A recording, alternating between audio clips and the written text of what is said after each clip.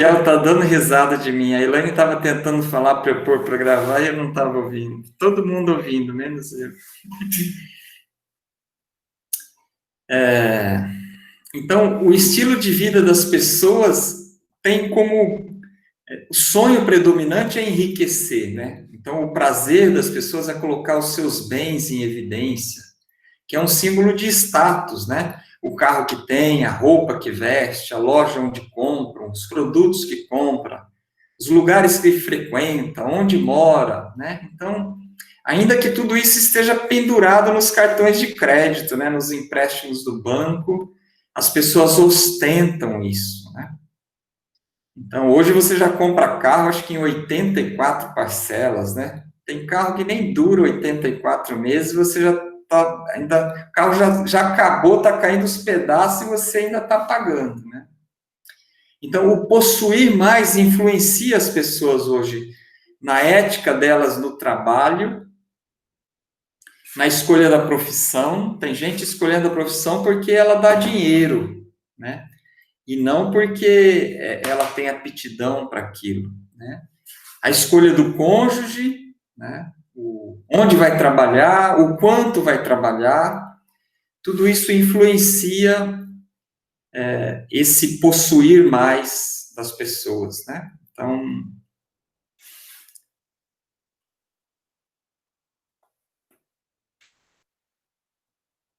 depois dessa consideração, e eu estou meio perdido aqui, vamos dar uma olhada no assunto na perspectiva bíblica, né? Então, nós vamos passar por 4 pontos. O primeiro é que nós somos mordomos e vamos dar conta da maneira como nós administramos nossos bens. Nós temos que estar conscientes disso, né? Então, a pergunta não é onde eu vou gastar o meu dinheiro, mas onde eu vou gastar o dinheiro de Deus que Ele deu para eu administrar, né? Então, essa parábola aí nós não vamos ler o trecho todo, mas vai de Mateus 25, de 14 até o versículo 30, que é a parábola dos talentos, né? Que o homem se ausentou, chamou os 3 servos, deu 5 talentos para um, 2 talentos para o outro e 1 talento para o outro. E observem aí em vermelho que é segundo a sua própria capacidade. Ele não deu 5 talentos para quem tinha capacidade de administrar 2, e nem deu 2 para quem tinha capacidade de administrar somente 1. Ele distribuiu os talentos conforme a capacidade de administração. E aí o que tinha 5 foi, ganhou mais 5, o que tinha 2 foi, ganhou mais 2, e o que tinha 1, que ele fez? Ele abriu uma cova e escondeu o dinheiro, né? E quando o Senhor voltou para cobrar contas do que eles tinham feito e ajustar as contas com eles, o que tinha ganhado 5 trouxe mais 5. E o que o Senhor falou para ele? Muito bom, muito bem, servo bom e fiel. Fostes fiel no pouco, sobre o muito te colocarei. Entra no gozo do teu Senhor. Depois veio o que tinha recebido 2 talentos, que tinha ganhado outros 2, conforme a capacidade dele, né? Ele falou a mesma coisa, ele não falou nada mais, nem nada menos do que ele falou para o outro, que também tinha sido bom e fiel, né? Muito bem, servo bom e fiel. Foste fiel no pouco, sobre o muito te colocarei. Entra no gozo do teu Senhor. E depois veio o que tinha recebido 1 talento, né? E o que ele tinha feito com o talento? Ele, achando e considerando que o seu senhor era um homem severo, que ceifa onde não semeia e ajunta onde não espalha, ele ficou com medo e escondeu na terra o seu talento, e devolveu o talento para o Senhor. E o Senhor, o que lhe disse? Respondeu-lhe, porém, o Senhor: servo mau e negligente. Ele tinha capacidade para administrar aquele talento e ganhar um outro talento, né? Mas ele foi mau e negligente com o que Deus tinha dado para ele administrar, né? E o que o Senhor falou para ele? E falou para os outros servos, né? tira-o daqui e lançai-o fora nas trevas. Ali haverá choro e ranger de dentes. Não significa que ele era um servo, não significa que ele estava sendo mandado para o inferno, mas ele estava indo para uma situação de dor, uma situação de lamento, uma situação de perda de benefícios, de perda de alegria, porque ele não estava administrando da forma como Deus, o seu Senhor, queria que ele administrasse. Então, nós podemos fazer uma correlação conosco, com a administração do que Deus tem nos dado nessa parábola, né? Tudo bem até aqui? Alguém tem alguma outra interpretação? Quer fazer alguma observação? Podemos seguir? Roberto, qual seria uma aplicação prática dessa passagem?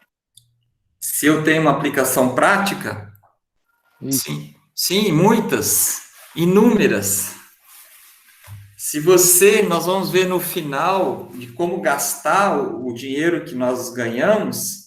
Se você fizer isso de forma impensada, você vai trazer para a vida da sua família, do seu lar, Mateus, esse choro e ranger de dentes. Você vai trazer, se você for casado, não só para você, mas para sua esposa, e se você tiver filho, para os seus filhos. Um mau negócio, uma má administração, o querer enriquecer rapidamente, correr riscos, fazer aplicações de risco. Você pode trazer para a sua família dores por anos e anos e anos, até que Deus faça um milagre e recomponha a sua vida novamente. Então, na prática, as pessoas vivem isso diariamente. Dentro das igrejas, as pessoas são negligentes na administração do dinheiro e ficam correndo de um lado para outro, aflitas, escravas de muitos outros, né? A Bíblia fala que quando nós devemos para alguém, nós somos escravos daquela pessoa, né? Então, tem muita gente escravo de outros e não um bom mordomo do que Deus tem dado para eles administrarem. Não sei se eu respondi. Sim, dá pra pegar a ideia, sim. Então, vamos lá. Continuando, então, esse foi o primeiro ponto. O segundo ponto é que Deus é quem nos supre, né? Então, nós temos que ter essa confiança que a gente vê lá em Mateus 6, de 25 até o versículo 34, né? Não andeis ansiosos pela vossa vida, quanto o que haveis de comer ou beber, nem pelo que haveis de vestir, porque a sua vida vale mais do que o alimento e o corpo mais do que as vestes. Qual de vós, por mais ansioso que esteja, pode acrescentar um côvado à sua vida? Então ele dá o conselho: não vos inquieteis, né?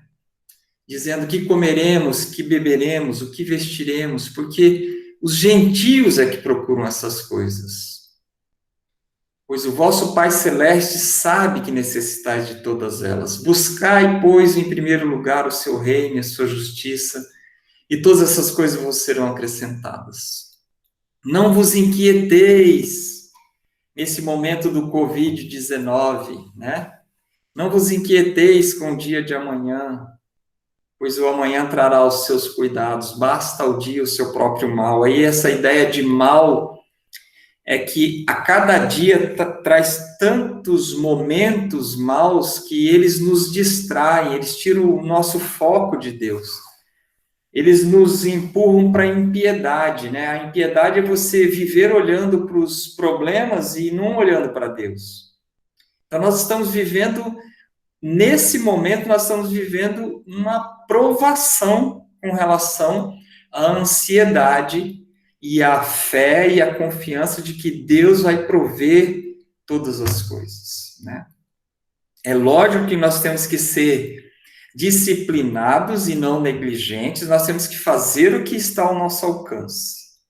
Então, se você vivia com 100% do que você ganhava e esse 100% virou 75%, virou 50%, virou 40%, você tem que pegar os seus gastos mensais e ver o que você vai fazer para tentar alcançar esse novo padrão, porque nós não sabemos até onde ele vai, né?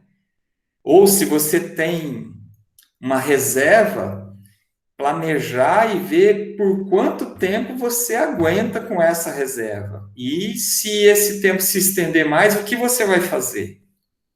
Então, nós temos a nossa parte nisso, né? Mas o que Jesus está falando aí no Sermão do Monte, nessa passagem de Mateus 6, 25 a 34, é que nós temos que fazer a nossa parte, é mais ou menos assim, acorde todos os dias e vá para o trabalho como se tudo dependesse de você.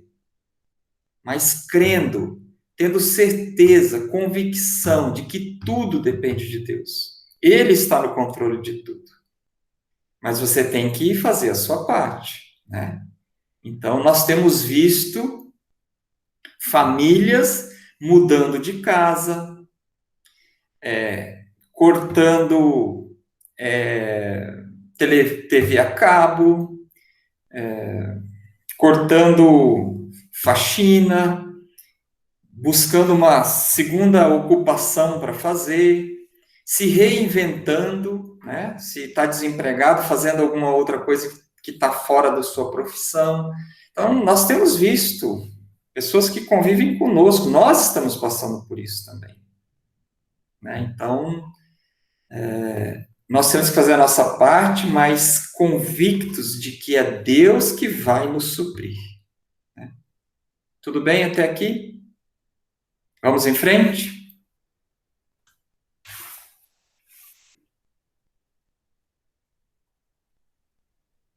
Terceiro e quarto pontos é que é Deus quem nos capacita para adquirir riquezas, né? Então, agora nós saímos do momento de ansiedade, de incerteza, de medo com o futuro, onde nós temos que orar. A gente tem feito isso muito aqui em casa. Às vezes eu chamo a Elaine e falo para ela, eu estou ansioso com relação a isso, né? Estou para fechar um negócio, estou para fazer alguma coisa e bate aquela ansiedade, a gente ora juntos para tentar descansar. Então, esse é um lado de você estar orando e crendo que Deus vai suprir tudo.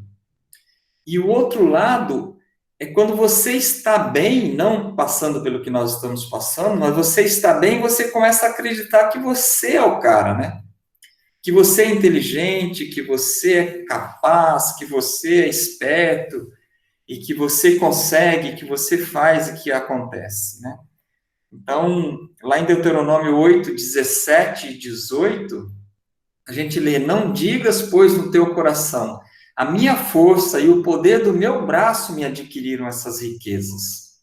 Antes te lembrarás do Senhor teu Deus, porque é Ele que te dá força para adquirir as riquezas, para confirmar a sua aliança que, sob juramento, prometeu a teus pais, como hoje se vê.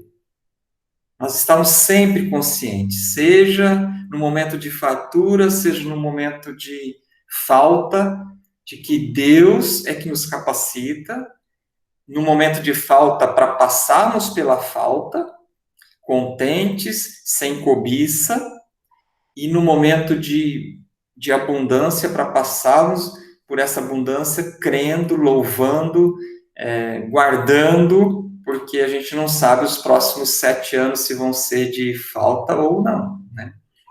E por último, olhando para essa perspectiva bíblica, é que nós temos que gozar do fruto do nosso trabalho.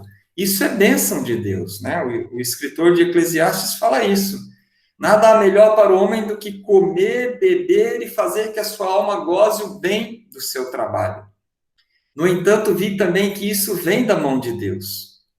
Então, às vezes, as pessoas, elas não vão na direção de fazer dívidas, gastar mais do que ganha. Elas vão na direção da avareza. Elas guardam, guardam, guardam. Elas não confiam, não descansam no Senhor. E elas confiam e descansam no tamanho da poupança que elas têm no banco, né? Poupança, maneira de dizer, né? Na aplicação, nos bens, ela confia nisso e não no Senhor, né? E ela não consegue. Eu tenho um amigo que o pai dele construiu uma rede de lojas de materiais de construção. Ele estava muito bem na vida, a partir dos 70 anos de idade, ele foi afastado da direção do negócio e deram para ele uma mesada até o fim da vida. Os filhos assumiram um negócio e deram para ele uma mesada, uma retirada, né? Era nada mais, nada menos do que 30 mil reais por mês, né, para ele viver. Ele não pagava aluguel, o carro era da empresa, então ele comia marmitex. Ele pegava um marmitex no barzinho lá do bairro, comia metade no almoço e outra metade na janta. Ele era viúvo para não gastar. Aí ele pegava esses 30 mil, vivia sei lá com quanto, e guardava o resto. Então, ele foi na outra direção, ele não confiava que Deus ia suprir, né? Ele era avarento. Então, nós temos que olhar para o nosso coração e colocar diante de Deus e da palavra e sermos confrontados pela palavra para ver em que direção nós estamos indo. Nós estamos com a visão bíblica correta sobre dinheiro e sobre a administração do dinheiro, entendeu? Então, essa é a perspectiva antes de nós entrarmos na prática aí de como ganhar, como gastar e como poupar dinheiro. Alguma pergunta até aqui? Alguma observação? Então, vamos em frente. Então, agora, os nossos cuidados do como ganhar dinheiro, né?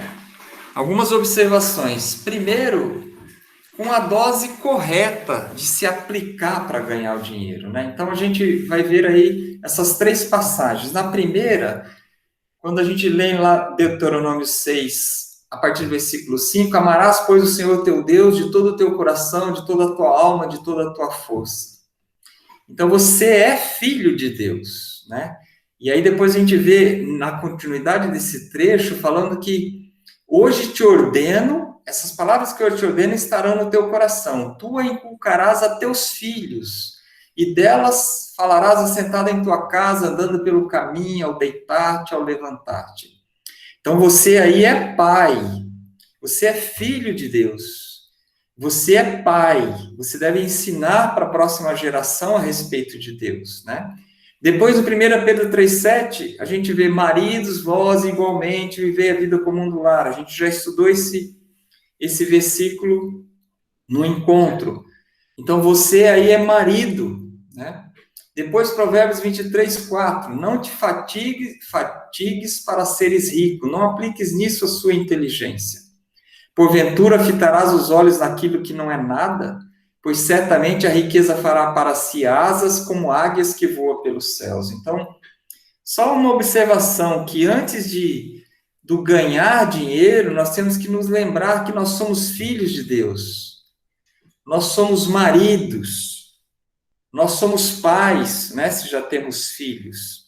Nós temos que saber dosar quantas horas de trabalho por dia nós vamos trabalhar, quantas horas nós vamos trabalhar por semana, onde nós vamos gastar realmente a nossa vida, né?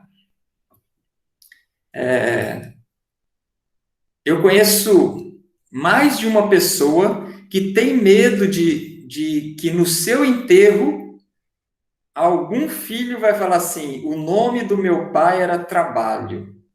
Eu já tive esse medo. De você trabalhar e não dar a prioridade correta para quantas horas de trabalho você está trabalhando. Quando eu fiquei com medo disso, eu fui conversar com os meus filhos, conversei com a Elaine, a gente chegou à conclusão que não havia um equilíbrio, era mais um medo que eu tinha, mas que eu acho que é saudável ter esse medo. Tem homens que se entregam ao trabalho e falam, mas é pela minha família que eu faço isso, né? Mas muitas vezes a família não está querendo esse padrão. Às vezes a família quer um padrão abaixo, mas quer a presença do pai. A esposa quer menos cartão de crédito para ela gastar no shopping e quer mais a companhia do marido, né? Então nós temos que dosar aí, ter a dose correta no ganhar o dinheiro, né? Isso aí é um desafio para nós homens, né? Eu estou falando homens, não me esquecendo que muitas esposas trabalham também e elas têm que saber dosar, mas porque a provisão do lar é responsabilidade nossa e administrar o dinheiro é responsabilidade nossa, né?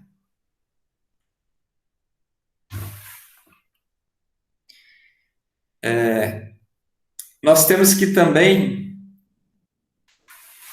olharmos e trabalharmos pelo dinheiro com o empenho correto, né?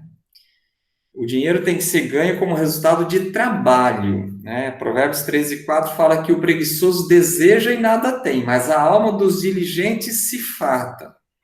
Aquele que trabalha de segunda a segunda, todo mês, todo ano, que procura manter o seu emprego, o seu negócio, que é diligente, que não gasta mais do que ganha, ele vai colher os frutos disso. A família vai colher os frutos disso. A Bíblia fala de você deixar herança para o filho dos seus filhos, né? Então, isso é uma coisa que nós temos que ter em mente. Que legado nós vamos deixar? Ou nós vamos, no final da vida, ser um peso para os nossos filhos? Eles vão ter que pagar um aluguel para a gente, eles vão ter que trazer uma cesta básica para a gente, eles vão ter que pagar um plano de saúde, eles vão ter que comprar remédio. Então, nós temos que, com a dose correta, mas também com o empenho correto, né? E com a qualidade correta. O mundo clama por qualidade nessa área, né? O nosso compromisso é com o Senhor e não com o nosso empregador, né? Colossenses 3:22-24 fala isso, de nós obedecermos ao nosso Senhor segundo a carne, não servindo apenas por vigilância. Essa ideia de Senhor aí não se aplica só àquele que tem que é empregado, mas aquele que tem um negócio, ele tem clientes, então ele pode olhar para os clientes como sendo seu Senhor, né? Então, servir aos clientes e ao seu Senhor, que segundo a carne, que é seu Senhor segundo a carne, mas não visando agradar aos homens, mas temendo ao Senhor. Tudo quanto fizerdes, fazei-o de todo o coração, como para o Senhor e não para os homens, cientes de que recebereis do Senhor a recompensa da herança. A Cristo, o Senhor, é que estáis servindo. Então, ter sempre isso em mente, essa qualidade, ser aquele funcionário, ser aquele fornecedor, ser aquele patrão por excelência, né? Diferente dos outros. Então, administrar dinheiro e posses nossas e dos outros passa por essa qualidade correta, né?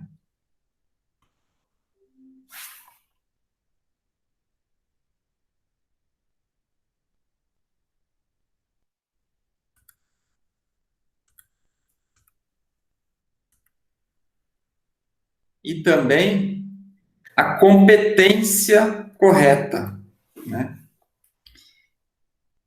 Aí em Provérbios 22:29, a gente lê: vês a um homem perito na sua obra, perante reis será posto, não entre a plebe, né? De sermos os melhores no que nós fazemos, em termos de qualidade, em termos de presteza, de cumprir prazos, de cumprir o padrão, de cumprir o que foi dito, de não ter duas medidas para as mesmas coisas, mas uma medida só, né? Ter a ética correta, né? Provérbios 14:31 fala: o que oprime ao pobre insulta aquele que o criou, mas a este honra o que se compadece do necessitado. Se nós temos a oportunidade de ter um cargo de supervisão, de gerência, de diretoria, ou se somos donos de um negócio, nós olharmos para os nossos cooperadores e funcionários dessa forma, sem opressão, mas temos um padrão de tratamento para com essas pessoas diferente do que os outros têm, né? Em termos de direitos, em termos de valores, né? Provérbios 11:1 fala: balança enganosa é abominação para o Senhor, mas o peso justo é o seu prazer.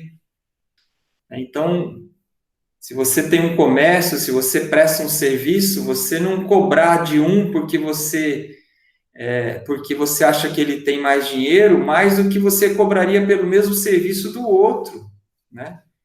Então, tem gente que mora em determinado condomínio, quando vai fazer um orçamento, não fala onde mora, porque se falar, o preço vai ser mais alto, pelo mesmo serviço, né? Então, essa ética correta nós temos que trazer para o nosso negócio, né?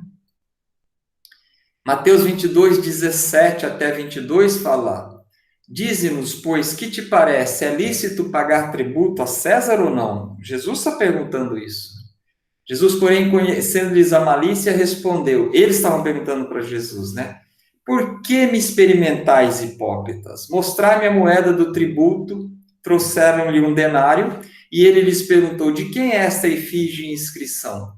Responderam: de César. Então lhes disse: dai, pois, a César o que é de César, e a Deus o que é de Deus. Ouvindo isso, se admiraram, e deixando-o, foram-se.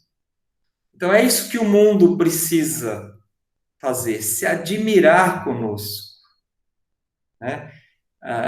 Quem tem negócio próprio conversa muito sobre isso, né? A gente tem a tentação de falar assim, mas o que eles fazem com os impostos que eu pago? Eles roubam, né? Eles vivem de uma forma que não deveriam viver, eles fazem o que não deveriam fazer e não fazem o que deveriam fazer com o imposto que eu pago. Mas nessa passagem, Jesus não perguntou o que o César faz com o imposto que eles pagavam. Jesus falou: dai a César o que é de César. Se nós estamos num negócio que é inviável, só é viável se nós sonegarmos, nós temos que pôr os joelhos no chão e falar: Senhor, muda isso, ou muda o sistema de cobrança de impostos, ou me ajuda a ir para uma outra profissão, né? Então, é um assunto que exige muita espiritualidade da nossa parte, né? Então, entrar em negociatas, fazer acordos, né? É uma coisa muito complicada para quem tem um negócio próprio. E mesmo para quem não tem, né? Quem é funcionário de uma empresa também tem que agir dessa forma, com a ética correta, né? Vai comer num restaurante, o caixa pergunta: você quer a nota de quanto? Né? É o que o pessoal faz. Gasta 15 e pede a nota de 30.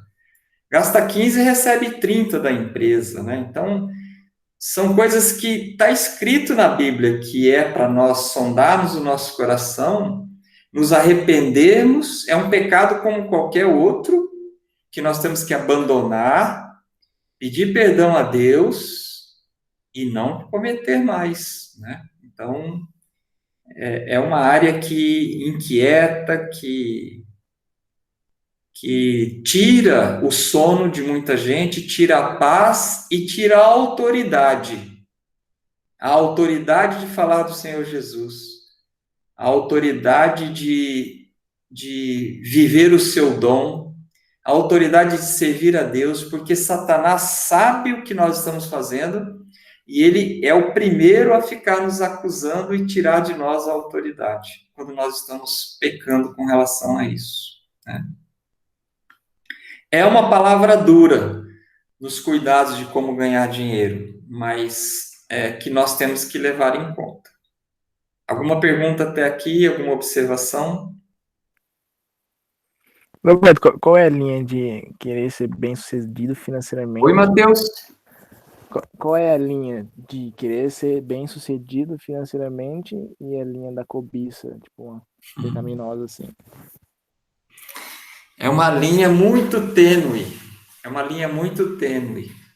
Por isso que nós temos que identificar quais são os propósitos do nosso coração e a gente vai ver um pouquinho mais para frente sobre isso, Mateus, tá? Beleza.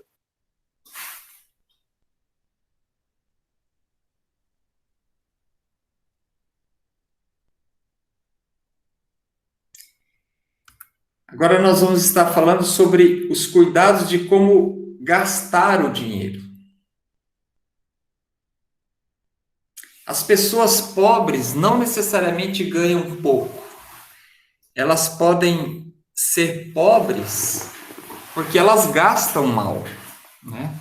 Então, os problemas financeiros que nós temos são sintomas só de um mal maior, que normalmente é o pecado. Ele é a verdadeira causa dos problemas financeiros, né? Uma outra coisa que eu queria falar para vocês é que o óbvio precisa ser dito, né? As saídas, os gastos do nosso lar não podem ser maiores do que as entradas. Se isso é tão elementar, então por que as pessoas se endividam? Elas chegam no final do ano e usam 13º, um terço de férias, vende as férias inteiras para pagar o que faltou para viver o ano, e aí janeiro já vem com impostos e já entra de novo nas dívidas. Por quê? Porque elas são materialistas, além do que deveriam ser, consumistas, às vezes é por inveja, às vezes é por vaidade, às vezes é por insensatez, desleixo, querer ser o que não é, irresponsabilidade, falta de educação financeira, ambição egoísta, e podemos parar por aí, né? Tem muitos outros motivos. Então, nós temos que estar atentos. Então, Mateus, aí vem o Provérbios 4:23. Quando a gente lê lá em 4:23, sobre tudo que se deve guardar, guarda o coração, porque deles procedem as fontes da vida, passa pelo detalhe do dinheiro, né? Porque o coração aí é a nossa mente, a nossa vontade, aquilo que a gente sente prazer, aquilo que a gente gosta. Então, se o nosso coração está no dinheiro, nós temos que sondar o nosso coração e ver o que nós temos que mudar. Porque ele vai trazer, se a gente se identifica com algum desses pecados aí, nós vamos gastar mais do que nós ganhamos, né? Então, eu diria, agora complementando a resposta para o Mateus, que a pessoa que fica focada no guardar, guardar, guardar dinheiro, ela está demonstrando, por um lado, responsabilidade, diligência, mas dependendo da intenção dela, ela está demonstrando falta de fé, né? Falta de fé em Deus, que Ele vai suprir, que Ele vai cuidar, e está depositando a fé dela no dinheiro, né? Então, é uma linha muito tênue entre ser desleixado com a sua aposentadoria ou ser avarento e depender do dinheiro na sua aposentadoria, e não de Deus, né? Tudo bem até aqui? Podemos seguir?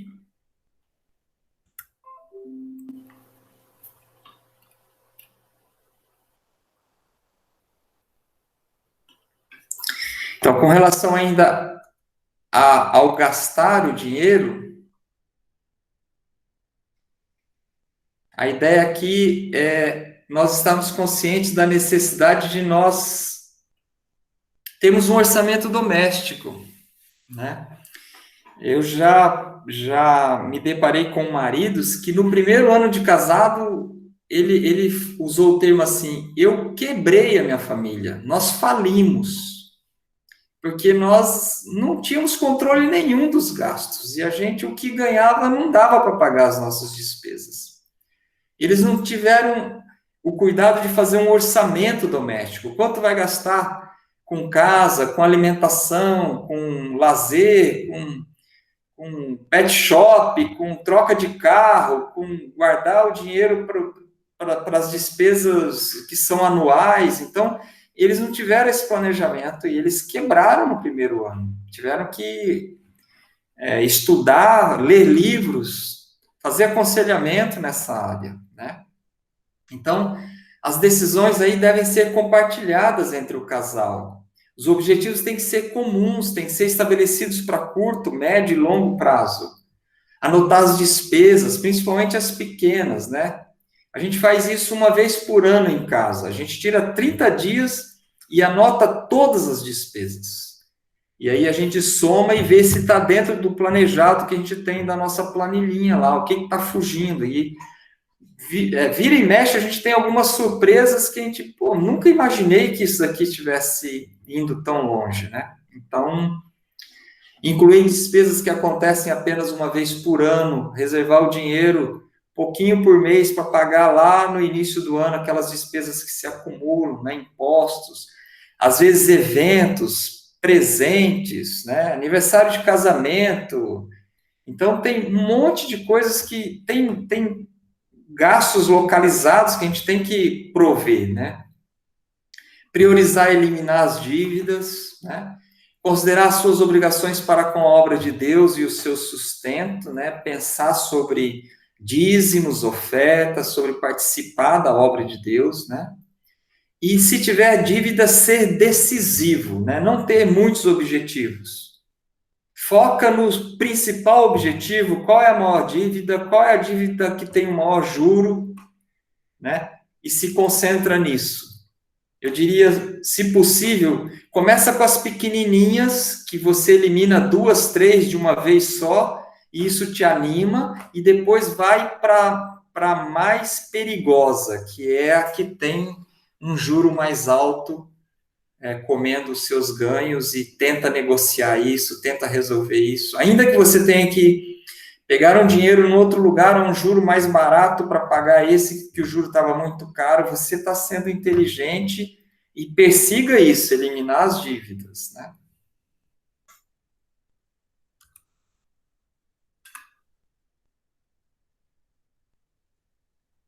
Continuando aí, então, com o como gastar, sempre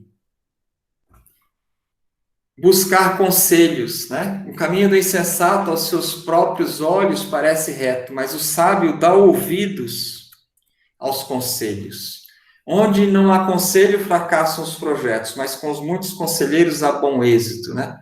É lógico que nem todos estão credenciados a dar conselhos, né? Você, às vezes, vai pedir conselho sobre relacionamento conjugal para um casal que não vive bem, que brigam, que não é um exemplo. Então, na área financeira, para um cara que está endividado, que solta cheque sem fundo na praça. Então, nem todos estão credenciados a dar conselhos. Procura pessoas sérias, pessoas que têm condições de te aconselhar, né? Eu e a Elaine conversamos muito sobre isso. Nós cometemos alguns erros no início do casamento por falta de conselho, por falta de ter pais que nos chamassem e dissessem, olha, vocês estão indo na direção errada, não precisa fazer isso, faz de outro jeito. Então, a gente sempre está buscando conselhos, né? Estabelecer objetivos compartilhados, né? Aí o marido não sair tomando decisões sozinhos, mas ouvir a esposa, definir as prioridades, né? Ser sábio com relação a isso e até tomar conselho com a esposa, né?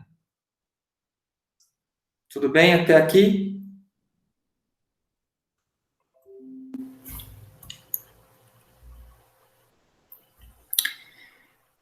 Como administrar as sobras? Primeiro, poupe, né? Procure viver com 90% do que você ganha e guarde os outros 10%. Porque aí, no momento de crise, você já tem 10% de reserva, né? Que se acumulou, e 10% para cortar de gordura. Se precisar cortar mais, mas você já tem 10% aí que não vai te atrapalhar, né? Assistir aos irmãos necessitados, essa passagem de Tiago 2 aí, né? de provar a sua fé. Se alguém disser que tem fé, mas não tiver obras, pode acaso semelhante fé salvá-lo? Se o irmão ou uma irmã estiverem carecidos de roupas e necessitados do alimento cotidiano, e qualquer dentre vós lhe disser, ide em paz, aquecei-vos, fartai-vos, eu vou orar por você, né? Vou estar orando por você, meu irmão. Sem, contudo, dar o necessário para o corpo, qual é o proveito disso, né? Assim também a fé, se não tiver obras, por si só está morta.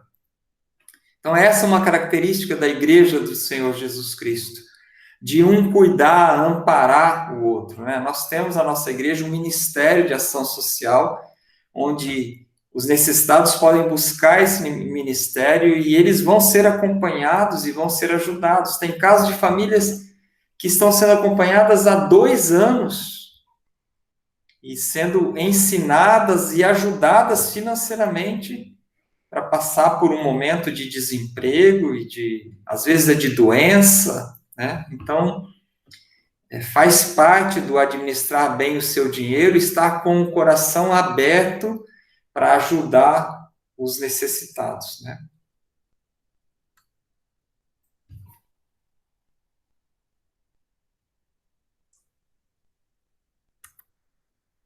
Também aí, nessa parte de como administrar as sobras, é participar do sustento da obra de Deus, né? A contribuição para o sustento da obra de Deus é uma questão de fidelidade, não é de abundância nem de quantidade, né? Então, lá em Malaquias, em Marcos 12:41, sentado diante do gasofilácio, observava Jesus como o povo lançava ali o dinheiro e muitos ricos depositavam grandes quantias. Vindo, porém, uma viúva pobre depositou 2 pequenas moedas correspondentes a um quadrante. E chamando seus discípulos, disse-lhes, em verdade vos digo que essa viúva pobre depositou no gasofilácio mais do que o fizeram todos os ofertantes. Então, não é uma questão de quantidade, né? Aí é uma questão de fidelidade com a obra de Deus, fidelidade com missões, fidelidade em estar devolvendo para a obra de Deus uma parte do que Deus tem dado para você administrar, né? Então, é você definir uma porcentagem disso e ser fiel nessa porcentagem que você definiu, né? A gente não vai aqui ficar estudando esse trecho, mas existe um paradigma aí que pastores e missionários têm que ser miseráveis. Infelizmente, felizmente a nossa igreja não tem essa visão. Mas tem muitos missionários e muitos pastores que vivem como miseráveis mesmo, porque a igreja não tem compromisso, não tem fidelidade para com o sustento da obra, né? E essa passagem fala sobre isso, né? Paulo termina falando no versículo 14, assim ordenou também o Senhor aos que pregam o evangelho que vivam do evangelho. Não é que sobrevivam do evangelho, não é que vivam miseravelmente do evangelho, mas é que vivam do evangelho, né? De uma forma decente, de uma forma não humilhante, como muitos pastores e missionários vivem. E aí depende de cada um de nós ter essa visão de sustento da obra de Deus, de privilégio, né, de participar da obra de Deus. Eu acho que a gente vai ver um versículo agora de Malaquias, ainda não, mas nós vamos ver daqui a pouco um versículo de Malaquias onde Deus nos desafia com relação a isso, né? Aí Paulo desenvolve essa ideia em 2 Coríntios capítulo 9, de você dar com alegria, contribuir com alegria. Deus não necessita do nosso dinheiro. Nós temos o privilégio de contribuirmos com a obra de Deus e fazermos parte da obra dele, né? É a mesma coisa do privilégio e da alegria que nós temos quando nós oramos por um irmão e depois nós participamos da resposta da oração que Deus deu para a necessidade dele. A alegria que você sente é uma coisa que não tem como você explicar para alguém. Só quem participa com o outro, que carrega a carga do outro, sabe dizer o tamanho da alegria quando vê Deus pôr a mão e resolver o problema. É a mesma coisa a alegria de você participar da obra de Deus, de você ver uma pessoa se convertendo lá no meio do mato, através de um missionário, e você sentir a alegria de que você fez parte daquilo. Né? Um desceu até o poço para cavar e o outro segurou a corda e puxou a terra para fora. Né? Então, é você fazer parte da obra de Deus, ainda que não lá, mas enviando, participando. Né? Então, essa alegria está reservada para os que são fiéis. Né? Com generosidade, né? Ser generoso naquilo que você se propôs a participar, sacrificialmente, né? Ele continua desenvolvendo aí no capítulo 8, né? De você dar primeiro ao Senhor, né? E quando você se dá ao Senhor e é constrangido pelo amor dele e por tudo que ele tem te dado, que não é pela força do teu trabalho, nem pela tua inteligência, mas é dom dele, você se dando a ele, você se dá ao próximo necessitado, você se dá à obra missionária, você se dá ao sustento da igreja local onde você participa. Né? É privilégio, isso é privilégio. E aqui nós chegamos naquela passagem que eu estava falando, Malaquias 3, de 8 a 11, né? A negligência disso é uma ofensa a Deus, né? Não que ele precise do nosso dinheiro, porque Deus move o coração do ímpio, dos reis, para que a obra dele não pare e para que as pessoas sejam salvas. Nós perdemos o privilégio de participar, né? E aqui eles falam: roubará o homem a Deus? Todavia vós me roubais e dizeis: em que te roubamos? Nos dízimos e nas ofertas. Com maldição sois amaldiçoados, porque a mim me roubais, vós, a nação toda. Trazei todos os dízimos à casa do tesouro, para que haja mantimento à minha casa, e provai-me nisto, diz o Senhor dos Exércitos, se eu não vos abrir as janelas do céu e não derramar sobre vós bênção sem medida. É uma promessa de Deus. Sejam fiéis e vocês vão ver eu derramar bênção sobre a vida de vocês. Vocês vão ter o que vocês não esperavam ter. Então, eu não estou falando aqui da teologia da prosperidade, de troca, de você fazer coisas esperando que Deus vai te deixar rico, né? Doa o seu carro, que ele vai te dar um carro mais novo. Não é nada disso, mas é você ter o seu orçamento, a consciência de que você está administrando o que Deus te deu e que você tem que ser fiel a isso e fazer isso de forma sem negligência, né? Então, ele continua a promessa dele: por vossa causa repreenderei o devorador, para que não vos consuma o fruto da terra. A vossa vide no campo não será estéril, diz o Senhor dos Exércitos. Ele vai derramar bênçãos sobre aquele que é fiel, né?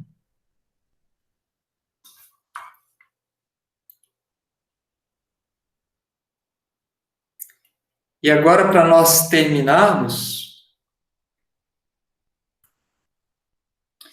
vamos falar um pouquinho sobre aplicar essa sabedoria que a palavra de Deus nos traz e nos ensina, né?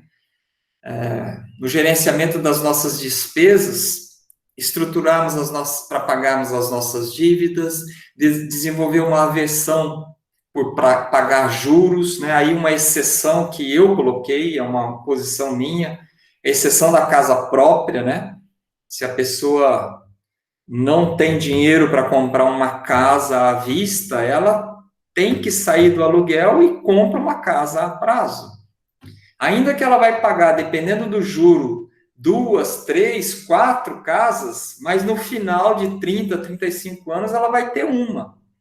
Se ela ficar pagando aluguel, não tem condições de comprar uma casa à vista, nem construir, ela vai ficar pagando aluguel por 30, 35 anos, no final da vida ela não vai ter nenhuma. Então, Eu abro uma exceção aí para uma dívida que é substituir o aluguel por um financiamento para quem não tem condições de comprar uma casa, né? Então, cuidado com as opções de crédito, né? Cartão, cheque, soltar cheque pré-datado, hoje já não existe mais isso, né? Mas ficar de pendurado nos cartões de crédito, procurar separar o supérfluo do necessário, desenvolver uma versão por gastar o que não tem. Tem gente que viaja, paga a viagem em 10 meses, volta, já está para fazer outra viagem, ainda está pagando aquela, né? Então, procurar evitar fazer isso.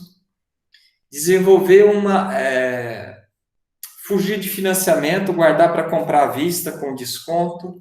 Desenvolver sua apreciação por não desperdiçar com bobagens. Se a gente vai fazer as contas, você paga num restaurante, numa padaria, 3 ou 4 vezes o que o produto custa. Você está pagando ali o conforto, não ter que fazer, não ter que lavar louça, mas você está pagando. E às vezes você não está em condições de fazer isso, né? Então fica muito mais barato você comprar o produto no supermercado e fazer em casa. Então, não decidir comprar analisando somente o tamanho da prestação, né? Aplicar a lei dos 3 P's, né? Se perguntar, eu preciso disso? Eu posso comprar isso?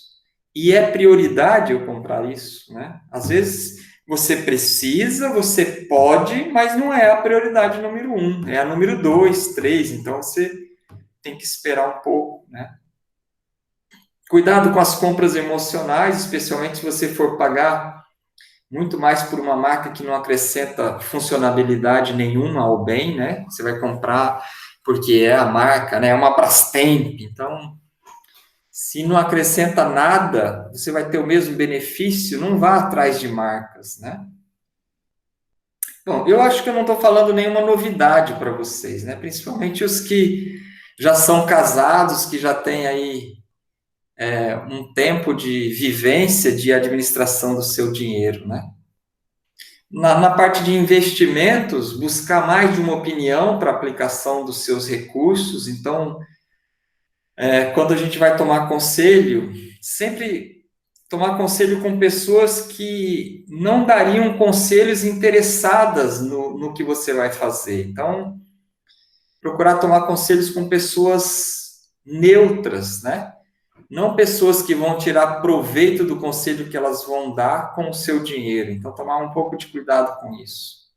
Tomar cuidado com a aquisição de ativos que se transformam em despesas, né?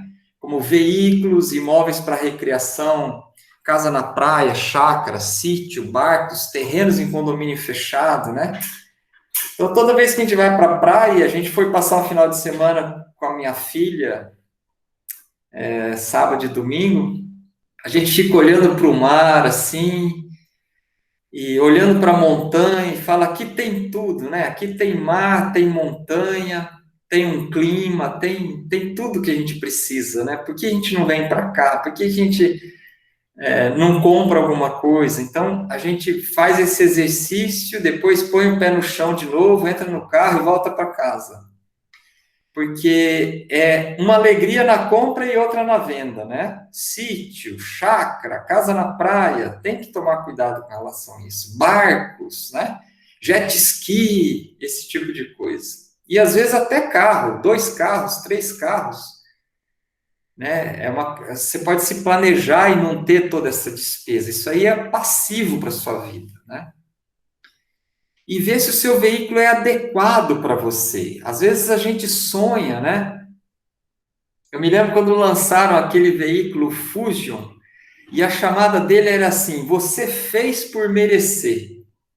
Eu me lembro como se fosse hoje. Eu olhava e falava assim: pô, eu já fiz tanto por merecer um carro desse, mas eu acho que eu nunca vou ter um carro desse, né? Porque era um carro que estava totalmente fora das minhas contas, né? Então você tem que analisar o carro que você tem mais ou menos baseado no quanto você ganha por mês. Quanto vale o seu carro?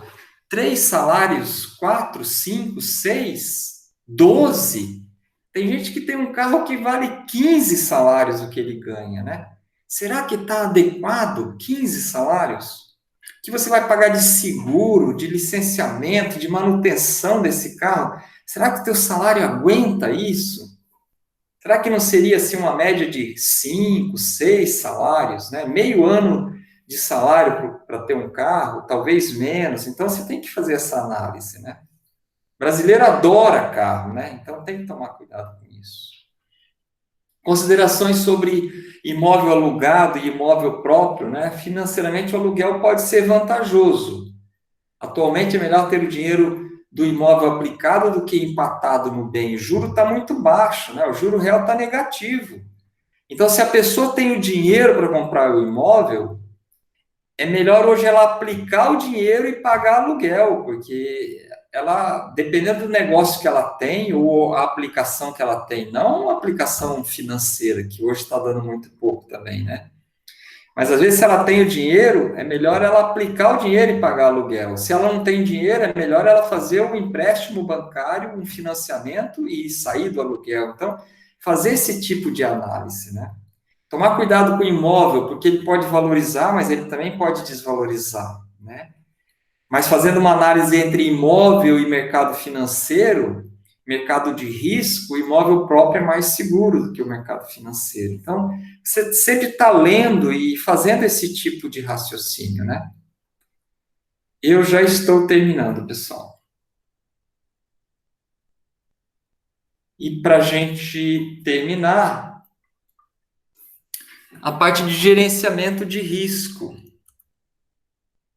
Zelar pelo bem-estar da sua família, né? Quando eu cheguei na faixa dos 45, 50 anos, eu perdi 2 amigos e nós, na nossa faixa de 45, 50, começamos a conversar e a gente deu lucro para um monte de gente que vendia seguro de vida, né? Então, a maioria de nós não tinha seguro de vida. E quando, de repente, morreu um amigo de 40 e poucos anos, a gente começou a parar e pensar, pô, eu posso ser o próximo, eu tenho um seguro, como vai ficar minha família, né? Então, procurar ter um seguro de vida, que se você faltar, sua família não fica de uma forma surpresa, sem ter opção até para comprar o caixão, né? Então, tem que tomar cuidado com isso. Cuidar do seu patrimônio, pôr os seus bens no seguro, né? Às vezes você acha que não, mas pode acontecer um acidente, bater o carro, você não tem seguro, você vai ter que pagar terceiros, pode envolver internação, pode envolver UTI, cirurgia, e você vai ter que ser responsabilizado por isso, se você for o culpado, né? Procurar ter um plano de saúde, apesar de nós estarmos numa cidade onde nós temos uma PUC, uma Unicamp, nós temos uma boa estrutura médica, nós temos 2 hospitais universitários, né?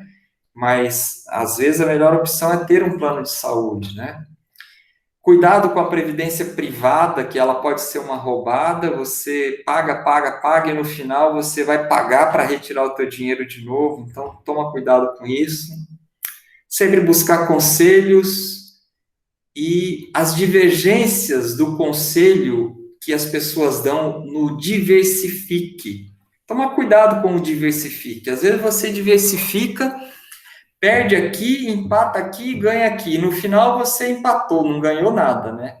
Então, se estudar um bom investimento, e se você considera que é um bom investimento, invista nele, né? E não ficar diversificando. Eu perco aqui, empato aqui, ganho aqui, e na média eu não ganho nada. Então, tomar cuidado com esse conselho de diversifique, né?